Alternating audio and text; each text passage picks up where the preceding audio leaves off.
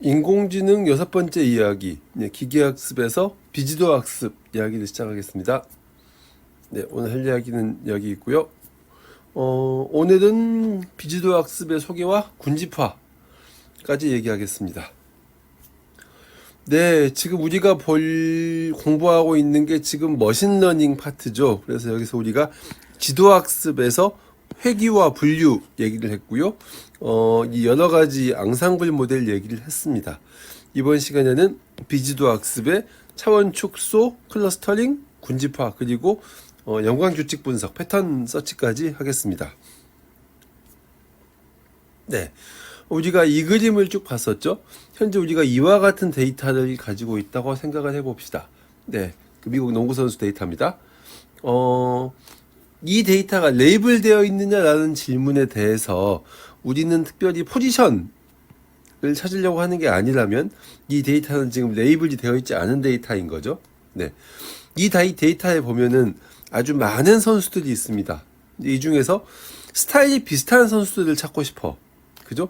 뭐 득점도 잘하고, 뭐 리바운드도 잘하고 이런 선수들 찾고 싶어라고 하면 비슷한 데이터의 선수들을 찾는 걸 우리가 클러스터링이라고 합니다.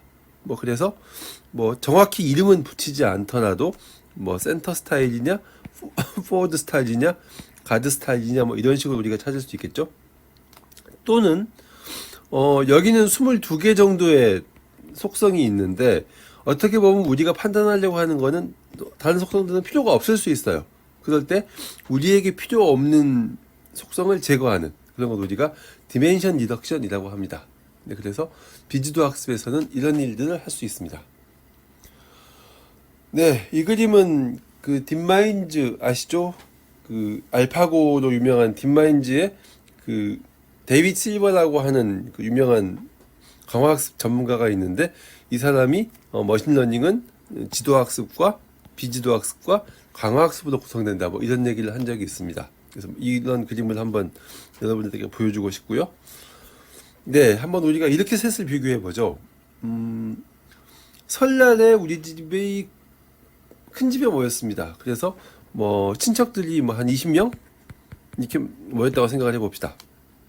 자, 그럼 여러분 오랜만에 만나는 친척이니까 호칭이 틀리면 안 됩니다. 그래서 미리 사진을 보고 이렇게 사진을 보고 뭐 큰 삼촌 뭐 또는 이렇게 사진을 이렇게 보고 이제 당숙 이런 식으로 미리 이제 호칭을 연습을 합니다.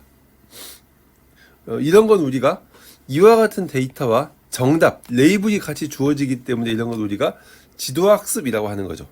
자, 그런데 보세요. 20명의 친척을 만났는데 세배를 하면 어떤 분들은 세뱃돈을 많이 주는 분들도 있고 세뱃돈을 조금 주는 분들도 있어요. 여러분들은 세뱃돈 많이 줘요, 줄게 줘요라고 굳이 써붙이지 않아도 알 수 있죠. 그리고 또는 어떤 분들은 만나면은 너 뭐 취직은 했니, 뭐 결혼은 했니, 애는 있니, 뭐 이런 싫은 소리 하는 분들도 있고 뭐 쿨하게 잘 지내지 이렇게 하는 분들도 있고 자연스럽게 여러분들은 뭐라고 하지는 않았지만 이 친척들이 보여주는 속성을 보고 이 친척들을 어떻게 비슷한 스타일의 친척들끼리 서로 군집화를 시킬 수 있을 겁니다. 이런 거 우리가 비지도 학습이라고 합니다. 강화 학습은 이거죠. 우리의 이익을 리워드를 맥시마이즈 시킬 수 있는 행동 패턴은 무엇인가? 이걸 예측하는 게 강화 학습입니다. 강화 학습 얘기는 나중에 하죠. 네, 그래서 비지도 학습은 어떤 데이터 속에 숨어 있는 구조를 파악하는 기술이다라고 얘기할 수 있습니다. 그래서 레이블이 없는 데이터를 대상으로 합니다. 그래서 이 사진을 보시면은 레이블이 없죠. 그래서 비지도 학습을 다르게 얘기하자면은 언레이블드 데이터로부터 패턴을 학습하는 알고리즘이라고 할 수 있습니다. 자, 여러분 보세요. 이 사진들에 대해서 여러분들이 어떤 패턴을 찾아보라고 하면 이렇게 셋은 네, 귀염귀염 고양이죠. 이렇게 셋은 네, 같은 고양이과긴 하지만 싸납 네, 호랑입니다. 여러분들은 특별한 말이 없어도 이렇게 분류할 수 있을 겁니다. 뭐 또는 뭐 이런 식으로도 할 수 있을까요? 네, 이렇게 셋은 갈색, 이렇게 셋은 주황색 이렇게도 분류할 수 있을까요? 네, 그걸 할 수 있습니다. 그래서 비지도 학습은 의외로 우리가 생각하지 않은 그룹을 찾아주기도 합니다. 네. 이렇게 비지도 학습은 아까 사진과 같은 비정형 데이터와 마찬가지로 이런 정형 데이터에도 적용할 수 있습니다. 그래서 이걸 쭉 클러스터링을 해보면 뭐 비슷한 스타일의 선수들, 뭐 가드, 포워드, 센터 이런 것들뿐만 아니라 올그라운드 플레이어, 그러니까 뭐 득점도 잘하고 수비도 잘하는 이런 선수들까지도 우리는 찾을 수 있습니다. 이 비지도 학습은 크게 세 가지로 나눌 수 있습니다. 첫 번째는 클러스터링, 군집합니다. 이 군집하는 데이터로부터 몇 개의 대표적인 집합을 추출하는 그런 기법입니다. 그래서 K-민즈나 또는 DB스캔 같은 알고리즘이 있습니다. 네. 연관규칙 분석은 우리가 어소시에이션 룰 어널리시스라고도 부르고 또는 패턴 어널리시스라고도 부르는데, 어떤 항목들 사이에 뭐 신뢰도, 지지도, 향상도 등등을 분석해서 항목들 사이의 어떤 연관성을 찾는 그런 방법입니다. 대표적으로 어프라이어리 알고리즘이 있습니다. 차원 축소는 디멘션 리덕션이라고 하는데, 높은 차원의 데이터를 낮은 차원의 데이터로 변환하는 방법입니다. 아까 우리가 22가지 속성을 가진 데이터에서 우리가 꼭 분석하기를 원하는 뭐 한 5가지 속성만 가진 데이터로 차원을 줄일 수 있다. 그럼 이게 PCA가 되겠죠. 네. 자, 그럼 군집화부터 하나씩 얘기를 해보겠습니다. 군집화는 비지도 학습에 속하는 문제 해결 방법이고 카테고리칼 밸류를 예측하는 방법입니다. 그래서 지도 학습의 분류하고 조금 비슷하긴 한데, 분류는 미리 카테고리칼 밸류를 주고 얘들을 예측해라는 방법이고, 군집화는 그 카테고리칼 밸류를 주지 않고 찾아봐라라고 하는 거니까 약간 차이가 있을 수 있죠. 네. 예를 들면 사람 얼굴들이 이렇게 있으면 비슷한 얼굴형을 가진 사람들끼리 구분하시오. 그러면 계란형, 뭐 둥근형, 뭐 각진형, 뭐 삼각형 뭐 이런 식으로 할 수 있겠죠. 또는 뭐 시청 시간하고 시청 에피소드 수를 보여주면서 비슷한 시청 패턴을 보이는 사용자를 구분하시오라고 하면, 네, 뭐 이런 친구들은 오랜 시간을 보지만 보는 에피소드의 수는 작으니까 드라마 매니아라고 얘기할 수 있을 것이고, 뭐 이 친구들은 뭐 플레이 시간은 짧은데 많은 에피소드를 보는 거니까 뭐 영화 매니아 뭐 이렇게 얘기할 수 있거나, 또는 뭐 쉽게 어떤 한 가지 타입을 고르지 못하는 이런 걸 볼 수 있겠죠. 그러면 보세요.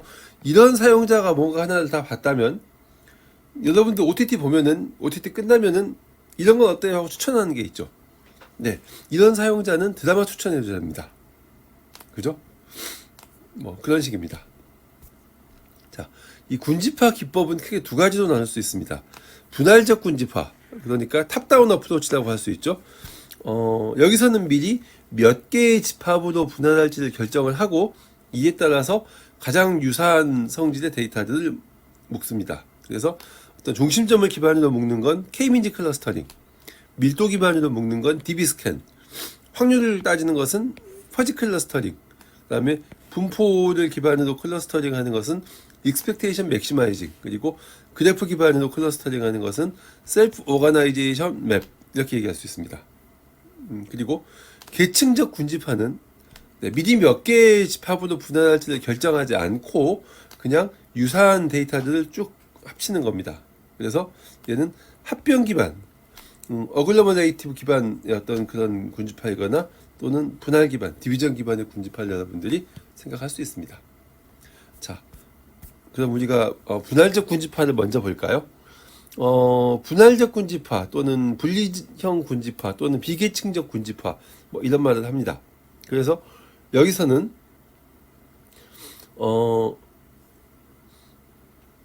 같은 그룹에 속한 점들은 최대한 비슷해야 되고, 다른 그룹에 속한 점들은 최대한 달라야 됩니다. 그죠? 그래서 이 분할적 군집화의 입력은 먼저 데이터를 n개를 줘야 됩니다. 그리고 나는 몇 개의 군집으로 나눌 거야 라고 하는 클러스터를 같이 줘야 됩니다. 그래서 만약에 이와 같은 데이터를 주고 K는 3, 나는 3개의 클러스터로 나눌 거야 라고 하면 이렇게 3개로 나눌 수가 있는 거죠. 네. 그래서 모든 데이터는 오직 하나의 클러스터만 속해 있어야 됩니다. 동시에 2개 속하는 거 인정 안 합니다. 그리고 모든 클러스터는 오직 하나의 데이터만 포함하고 있어야 됩니다. 네. 이런 분할적 군집화의 대표적인 알고리즘이 K-민즈 클러스터링입니다. 이 K-민즈 클러스터링은 네, 중심점 기반의 군집화입니다. 왜 이게 K-민즈인지 눈치를 채셔야 됩니다. 왜냐면은 중심점, 센트로이드라고 하는 건 같은 그룹에 속한 점들의 평균이기 때문이죠.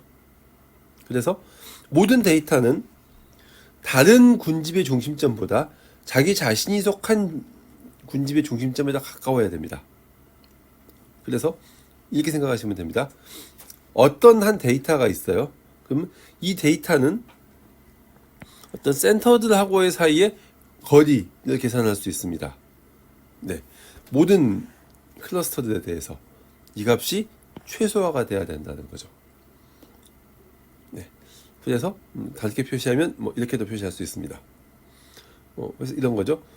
이런 식으로 클러스터링이 되었다는 걸 생각을 해보죠. 그러면은 이 노란색 점들은 이 중심점이 제일 가까운 거고요.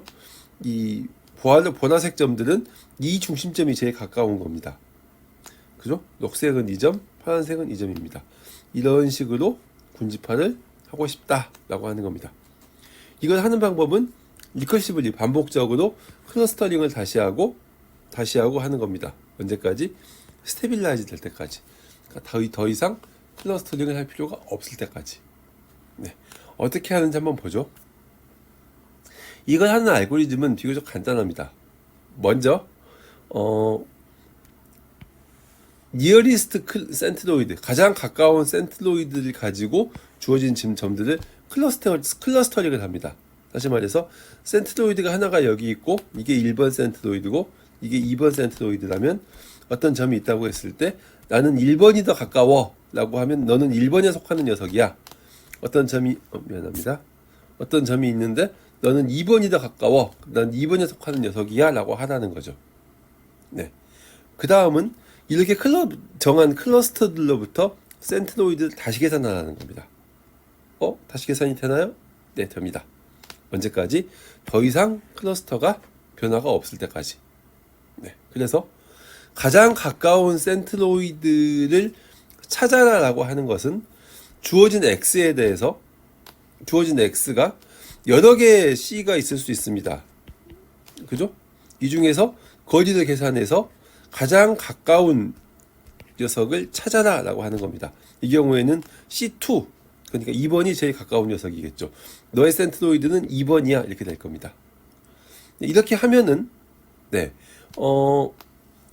어떤 센트로이드가 있었을 때 전에는 이런 점들이 나의 클러스터였는데 새로운 점이 클러스터가 될 수 있습니다. 그러면은 전에는 이 점들의 평균이 나였는데 이제는 이 점까지 고려해서 다시 평균을 내라. 여기 좀 이동하겠죠? 이렇게 다시 평균을 내라 라고 하는 겁니다. 네. 어떻게 하는 건지 한번 보죠. 자, 처음에 우리가 이와 같은 형태의 입력이 있습니다. 파란색 점들이 입력이에요. 그럼 여기서 우리가 K는 3을 입력을 받았으니까 랜덤하게 K개의 센트로이드를 잡습니다. 이건 미리 알고 잡을 필요가 없어요. 그냥 랜덤하게 뿌려주면 됩니다. 그래서 이렇게 3개의 센트로이드가 뿌려졌다고 생각을 해보죠. 네. 처음에 하는 게 뭐냐면은 이겁니다. 그래서 센트로이드에 가장 가까운 점들로 클러스터링을 해라. 그럼 보세요. 이 점 같은 경우는 이 제일 가깝습니다. 이 점도 그렇고 이 점도 그렇죠. 이 점은 밑에 있는 녀석에 가깝겠네요. 그래서 위에 있는 거에 가까운 이 세 녀석은 같은 클러스터. 그러니까 빨간색으로 쓰겠습니다. 그 다음에 한 여기까지는 이 두 번째 점에 가까울까요? 그래서 이 점들은 우리가 시안색으로 쓰겠습니다. 미안합니다. 나머지 이 점들은 네, 이 점에 제일 가깝겠죠. 그래서 얘들은 녹색으로 쓰겠습니다. 이렇게 우리가 일단 클러스터링을 먼저 합니다. 그렇죠? 그 다음에 뭐를 한다? 클러스터의 새로운 센트로이드를 구한다. 그럼 보세요. 이 빨간색 점 세 점의 평균은 한 여기쯤 있지 않을까요? 그래서 빨간색 점의 센트로이드는 여기가 됩니다. 이 시안색 점들의 센트로이드 평균은 한 여기쯤 있지 않을까요? 그래서 이 점이 시안색 그룹의 새로운 센트로이드가 됩니다. 여기 있는 점들의 평균은 한 여기쯤 있지 않을까요? 그래서 이 점이 녹색 그룹의 새로운 센트로이드가 됩니다. 네, 보세요. 센트로이드가 바뀌었습니다. 그죠? 그래서 이런 경우는 스테이블하지 않다라고 하는 겁니다. 오케이. 스테이블하지 않으면 다시 루프를 돌아야겠죠? 네, 좋습니다. 뭐를 하나요? 센트로이드에 가장 가까운 점으로 클러스터링을 해라. 그래서 보세요. 이 점에 제일 가까운 점을 찾습니다, 이제. 그러면은, 이 시안색 섬은 빨간색에 붙겠죠? 이 점도 빨간색에 붙을 겁니다. 하지만 이 점은 여전히 시안색이 더 가깝네요. 그래서 새로 이렇게 센트로이드가 만들어질 겁니다. 그래서 이렇게 빨간색 센트로이드가 됩니다. 네, 녹색은 특별히 바뀌지 않겠죠? 그리고 시안색은 이만큼, 여전히 이만큼이 될 겁니다. 오케이. 다시 클러스터링을 했기 때문에 센트로이드도 다시 구해주세요 라고 하는 거죠. 그럼 보세요. 이 빨간색 점들의 평균은 좀 내려오지 않을까요? 센트로이드가. 그래서 여기까지 내려올 겁니다. 시안색 점들의 평균은 좀 더 내려가지 않을까요? 그래서 여기쯤 센트로이드가 올 거고요. 녹색은 바뀌는 게 없을 겁니다. 자, 또 바뀌었죠. 그래서 아직 스테이블하지 않다고 보기 때문에 다시 루프를 돕니다. 뭐 해요? 가장 가까운 점들로 가장 가까운 센트로이드를 찾아가라. 그래서 보시면은 이제 이 점이 전에는 이 시안색 센트로이드가 가까웠는데 이제는 빨간색 센트로이드가 가까워졌죠. 그래서 이 친구는 빨간색이 됩니다. 그죠? 그리고 나머지는 뭐 특별히 바뀔 게 없죠. 그래서 이 빨간색 점으로 바뀌게 됩니다. 그 다음에 센트로이드를 다시 계산해 주세요. 그러면 보세요. 이 점들의 평균이니까 빨간색 점이 살짝 움직일까요? 그 다음에 이제 이 점들의 평균이니까 시안색 점이 좀 더 내려가겠네요. 녹색은 변함이 없습니다. 네. 그리고 나서 다시 클러스터링을 하면 이번에는 이 클러스터와 이 클러스터가 같습니다. 그 말인즉슨 센트로이드도 바뀌지 않는다는 거죠. 녹색도 마찬가지, 시안색도 마찬가지. 자, 그럼 이제 클러스터가 스테이블해졌습니다. 그러면 루프에서 벗어나라. 그래서 최종적으로 이게 클러스터링의 결과다 라고 우리가 얘기할 수 있습니다. 네, 어떤가요? 해보시니까 뭐 그냥 직관적으로 이렇게 계산하는 과정은. 그래서 K민지 클러스터링의 장점은 직관적이고 구현이 간단합니다. 달랑 2줄. 하지만 단점은 K를 잘 줘야 됩니다. 그래서 보시면은 이와 같은 그룹에서 우리가 K를 3개를 주게 되면 이런 식으로 구분이 됩니다. 그래서 좀 이렇게 뭐라고 할까요? 텅 빈 공간이 생기게 되고요. 얘들도 따로 분리해 줬으면 좋겠는데 그게 안 된다는 단점이 있습니다.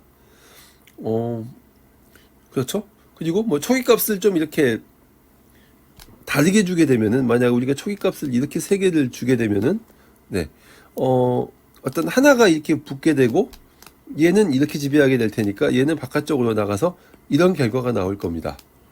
좀 이상하죠. 네. 이렇게 어떤 클러스터의 수에 맞게 K를 잘 주면 비교적 잘할 수 있습니다. 그래서 뭐 통상적으로 K는 주어진 데이터의 개수의 2분의 1에 루트를 씌운 것만큼 줘라라고 하는데 정답은 아닙니다, 이것도. 그래서 클러스터링을 잘하는 방법은 K를 여러 번 써봐야 됩니다. 그리고 만약에 초기값을 여기서 보시면은 초기값을 만약에 이렇게 줬다면은 이렇게 나눴겠죠. 이게 좀 더 그럴듯하죠? 근데 초기값을 이렇게 줬기 때문에 좀 이상하게 나눠지게 됐습니다. 그래서 초기값을 잘못 주면 로컬 미니멈에 빠질 수 있다, 이런 거죠. 그리고 데이터가 컴팩스하지 않으면 성능이 좋지 않다. 이런 경우죠. 이렇게 데이터가 있는 경우인데 여기서 클러스터링을 하라고 하면, K민지를 하라고 하면 이렇게 자르게 됩니다. 실은 얘는 이 C자 모양으로만 잘라주는 게 더 좋습니다. 그렇죠? 그리고 아웃라이어의 영향을 받는다. 그래서 뭐 데이터들이 좀 이렇게 엉뚱하게 떨어져 있는 녀석 때문에 이 평균이 이쪽으로 이동하는 이런 문제가 발생할 수 있습니다. 네. 여러분들이 K민지 클러스터링을 보시면은 약간 비슷한 친구들이 있습니다. 예를 들면 이 K민지하고 단어도 비슷한 K-미디언스 클러스터링이 아니겠습니다. 이 K-미디언스 클러스터링은 평균이 아니라 중간값을 쓰겠다라고 하는 겁니다. 평균과 중간값의 가장 큰 차이가 뭐죠? 아웃라이어를 배제할 수 있다는 겁니다. 보세요. 이렇게 값이 있으면은 평균을 내라고 하면 대략 한 200 얼마 정도 나오지 않을까요? 근데 중간값을 내라고 하면 5가 나올 겁니다. 근데 보세요. 1357 귀염둥이에 갑자기 1000이 끼어들었어요. 이 1000은 아웃라이어죠. 아웃라이어를 배제할 수 있다는 겁니다. 네, 그 다음은 KNN. 이건 기억나시죠? K Nearest Neighborhood. 얘는 비지도 학습, 군집화 방법이 아니라 지도 학습이었다라는 거죠. 기억나시죠? 이건? 네. 네, 그 다음은 DB스캔입니다. DB스캔은 Density Based Spatial Clustering with Applications of Noise. 이름이 좀 기네요. 네, 노이즈를 응용한, 노이즈를 고려한 밀도에 기반한 공간 군집화 방법. 이렇게 해석할 수 있습니다. 한마디로 밀도 기반이죠. 그래서 이 DB스캔에서는 우리가 클러스터링의 대상을 잡은 점들을 크게 3개로 구분합니다. 코어 포인트, 보더 포인트, 노이즈 포인트. 코어 포인트는 문자 그대로 핵심점 이런 거죠. 그래서 우리가 미리 어떤 K라는 기준을 정할 건데 주어진 점이 이 반지름 적당한 엡실론 이내에 K개 이상이 있으면 얘는 코어 포인트입니다. 한마디로 중요한 점이라는 거죠. 보더 포인트는 코어 포인트는 아니지만 코어 포인트로부터 갈 수 있는 점입니다. 그래서 이 코어 포인트 내에 어떤 특정한 반지름 이내에 있는 점, 이런 점들은 이제 덴서티 리처블 포인트라고 하고, 비록 그런 점은 아니지만 그 반경 내에 또 있는 점을 우리가 덴서티 커넥티드 포인트라고 합니다. 한마디로 우리는 중요한 점을 찾은 다음에 주변에 있는 점, 주변에 있는 점 이런 식으로 계속 옮겨나가겠다는 거죠. 이렇게 해도 가지 못하는 점을 우리가 아웃라이어, 노이즈 포인트라고 합니다. 한번 예를 볼까요? 네, K가 4를 잡았습니다. 그럼 보세요. 이 빨간색 점은 우리가 정한 반지름 내에 하나, 둘, 셋, 4개의 점이 있죠. 그래서 이 빨간색 점은 코어 포인트입니다. 그리고 이 파란색 점들은 비록 반지름 내에 4개의 점이 있지 않지만 반지름 내에 코어 포인트가 존재합니다. 그래서 이런 점들은 덴서티 리처블 포인트라고 합니다. 그리고 이 녹색 점은 이 반지름 내에 덴서티 리처블 포인트가 존재합니다. 그래서 얘는 덴서티 커넥티드 포인트라고 합니다.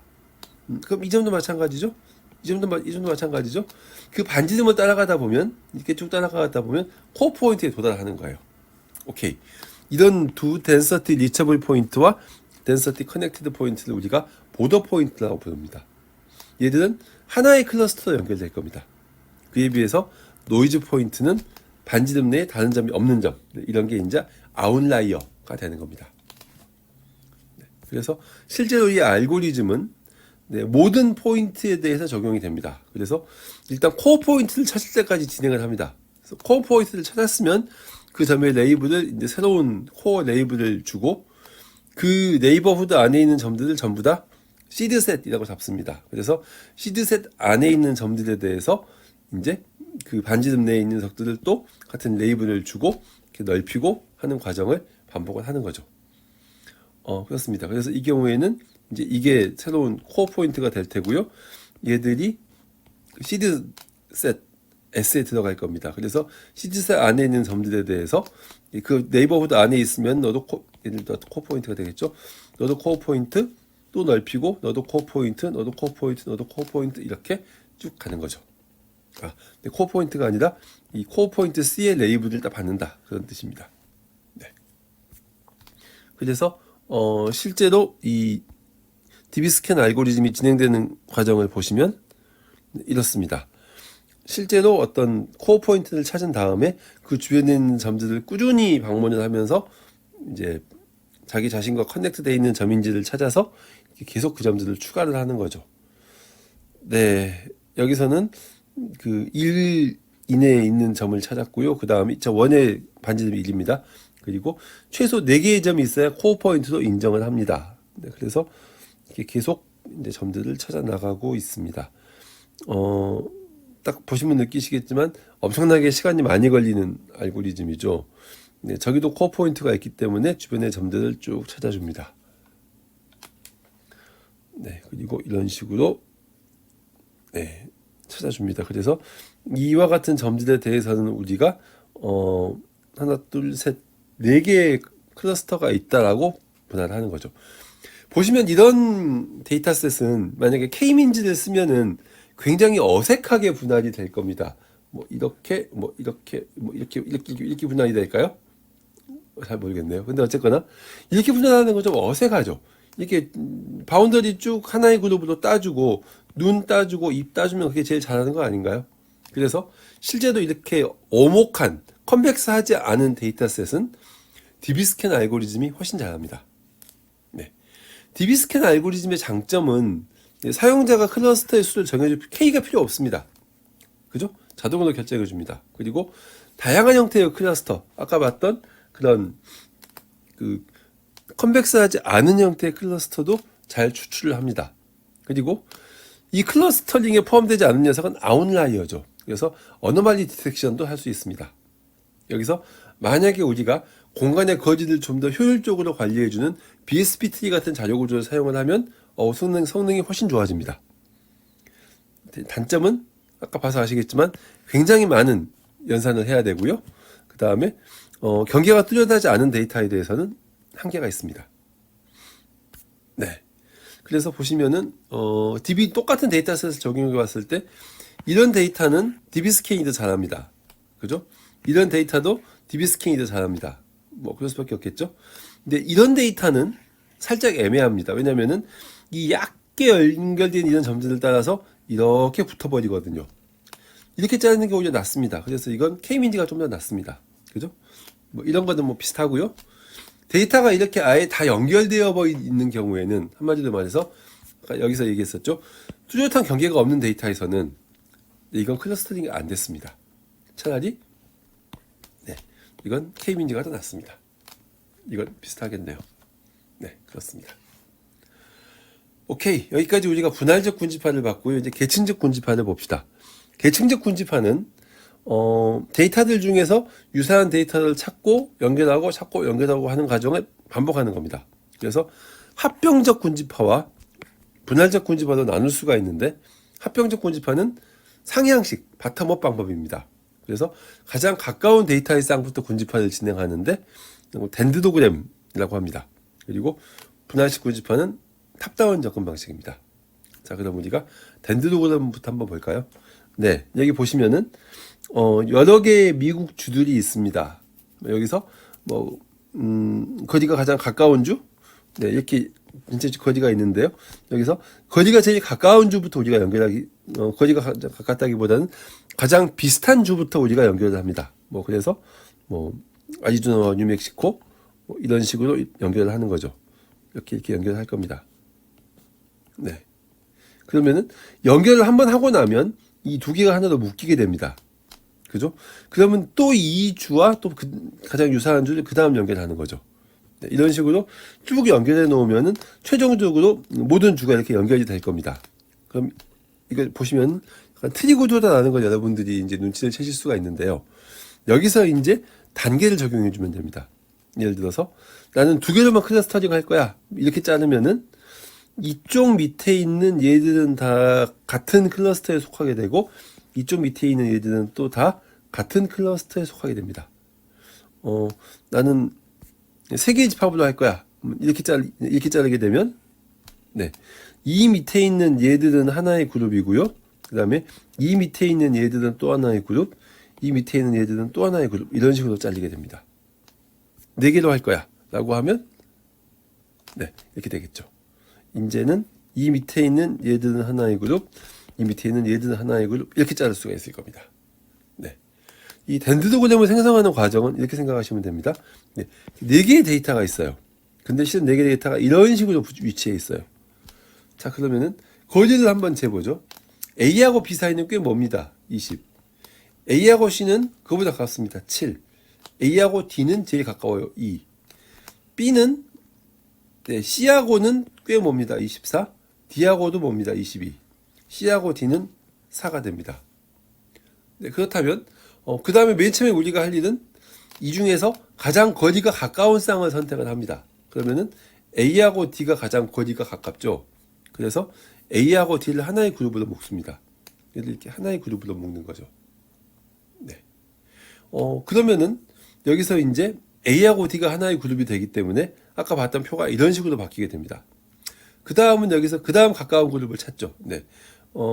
A, D, C인 C네요. 그래서 A하고 D하고 C가 하나의 그룹으로 묶이게 됩니다. B는 이쪽으로 빼서 다시 그려야겠네요. 그래서 이렇게 묶이게 되고 A하고 D하고 C가 하나의 그룹으로 묶이게 되니까 이렇게 되겠죠. 그럼 ADC하고 B하고 걸리는 20인데 남은 게 이거밖에 없으니까 그 다음 클러스터링을 하면은 이렇게 묶이게 될 겁니다. 네, 그렇죠? 그러면은 이렇게 되겠죠.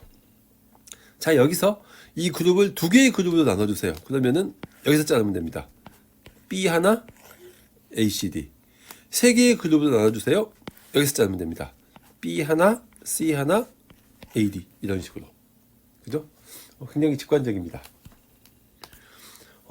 이런 클러스터링의 평가는 몇 가지 기준이 있습니다. 근데 보세요. 기본적인 기준은 이겁니다. 클러스터링이 됐으면 클러스터들 사이에 거리가 있습니다. 그래서 이 클러스터와 이 클러스터가 있으면 그 사이에 거리가 있는 거죠. 그죠?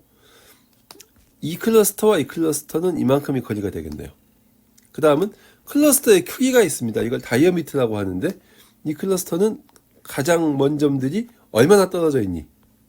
이렇게 되는 겁니다. 네. 그 다음은 클러스터의 분포가 있습니다. 이걸 우리가 스캐터라고 하는데 이 클러스터 안에 있는 점들은 얼마나 서로 흩어져 있니? 라는 겁니다. 그죠? 그럼 다이어미터하고 클러스터는 같은 거 아닌가요? 네, 이렇게 생각해 보시면 됩니다. 만약에 촘촘하게 이렇게 데이터들이 이렇게 있는데, 네, 이렇게 생긴 클러스터가 있어요. 그럼 이 클러스터는 이만큼이 다이어미터고, 스캐터는 상당히 좁습니다. 왜냐하면 촘촘하게 붙어 있잖아요. 근데 만약에 이렇게 떨어져 있는 점들이 있다면, 얘는, 네, 다이어미터는 좀 더 작을 수 있겠지만 대신 스캐터는 훨씬 더 크겠죠. 왜냐하면 이게 듬성듬성 떨어져 있으니까. 이런 식으로 우리가 생각할 수 있습니다. 네, 여기서 보세요. 좋은 클러스터라면은 일단 클러스터 사이에 거리는 멀어야 됩니다. 적과의 거리는 멀수록 좋죠. 하지만 클러스터 내부는 단단하게 뭉쳐 있어야 됩니다. 그래서 다이어미터하고 스캐터, 크기하고 분포는 작을수록 좋습니다. 그죠? 인간 사이하고도 좀 비슷하죠? 네, 여기서 이거 평가하는 지표 중 하나인 던 인덱스는 클러스터 내에서 최소 디스턴스를 최대 다이어미터로 나눈 값입니다. 네, 그래서 한번 이런 예를 볼까요? 네, 보시면 이게 최대 다이어미터고 분자가 최소 디스턴스입니다. 이런 예를 보시면은 이 클러스터들 사이의 디스턴스 생각을 해보시면 최소 디스턴스를 최대 다이어미터로 나눈다고 했죠. 그래서 이 셋 중에 가장 작은 값, 디스턴스 중에 제일 작은 값, 이 값이 분자로 갈 겁니다. 그죠? 그리고 이 클러스터들 중에서 제일 이 다이어미터가 큰 값, 최대 다이어미터 나눈다고 했죠. 이 값이 분모로 갈 겁니다. 그죠? 그리고 뭐 이런 그림을 네, 같은 그림이긴 한데, 그래서 이 가장 큰 이 값이 분모로 간다, 뭐 그 뜻입니다. 네. 그래서 보시면은 클러스터들 사이에서 네, 디스턴스는 뭐라고 했죠? 네, 클수록 좋다고 했고 다이어미터는 작을수록 좋다고 했습니다. 그죠? 근데 클수록 좋은 디스턴스가 분모로 가고 작을수록 좋은 다이어미터가 분자로 갔기 때문에 이 던 인덱스는 작을수록 좋은 클러스터를 의미합니다. 미안합니다. 클수록 좋은 클러스터를 의미합니다. 네. 네. 그리고 실루엣은 얘도 비슷합니다. A하고 B를 계산을 할 건데 A는 i번째 데이터로부터 같은 클러스터 안에 있는 모든 데이터들 사이의 평균 거리를 계산을 할 겁니다. 그리고 B는 i번째 데이터로부터 다른 클러스터들 사이에 있는 평균 거리의 최소값을 얘기를 할 겁니다. 그래서 실루엣은 B-A를 A와 B 중에 더 큰 값으로 나눈 값을 의미합니다. 네. 그래서 여기서 만약에 B가 A보다 더 크다면 이런 식으로 계산이 될 거고요. A와 B가 같다면 분모는 0이 되겠죠.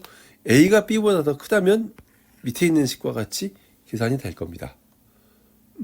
그래서 한번 이런 예를 보죠. 네. 여기서 i번째 데이터가 여기 있습니다. 그러면 보세요. AI가 뭐라고 했냐면은 자기 자신과 같은 클러스터에 있는 점들 사이의 거리라고 했죠. 그래서 현재 여기도 이만큼 떨어져 있으니까 거리가 2니까 데이터가 2개니까 평균이 2가 될 겁니다. B는 다른 클러스터들과의 평균 거리의 최소값이라고 했죠. 그래서 파란색 클러스터하고 생각을 해보면 가장 멀리 있는 파란색 점과의 거리는 16, 그 다음 파란색 점과의 거리는 12, 그 다음은 10이니까 3으로 나누면 얘가 평균이 되겠죠. 녹색은 이 두 점 사이의 거리는 10과 10이니까 평균이 되겠죠. 그래서 이 둘의 평균은 이렇게 되는데 최소값은 11이 될 겁니다. 그래서 현재 이 클러스터는 B가 11이고 A가 2예요. 그래서 이 S값을 계산해 보자면 이 11과 2 중에서 더 큰 값이니까 11이 될 것이고 11에서 1 빼니까 9가 되겠죠. 그래서 얘는 0.82 뭐 이런 값이 나올 겁니다. 이 말인즉슨 이 클러스터가 상당히 잘 클러스터링이 되어 있다라는 결과를 우리가 얻을 수 있습니다. 네. 지금까지 우리가 비지도 학습을 간단하게 소개했고 군집화 얘기를 했고요. 다음에는 연관규칙 분석과 차원 축소 얘기를 하겠습니다.